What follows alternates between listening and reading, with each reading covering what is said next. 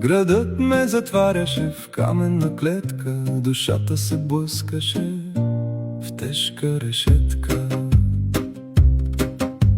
Бягам от сивия прах и бетон, планината днес е моят нов дом.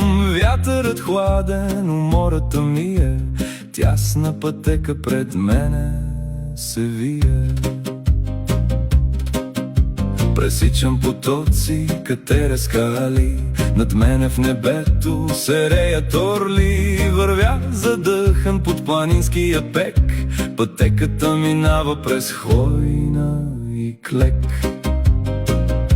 Побирам без края в единствен свой дъх, изкачил накрая най-стръмния връх. Забравям напълно за сивия град, тук горе съм царят на целия свят.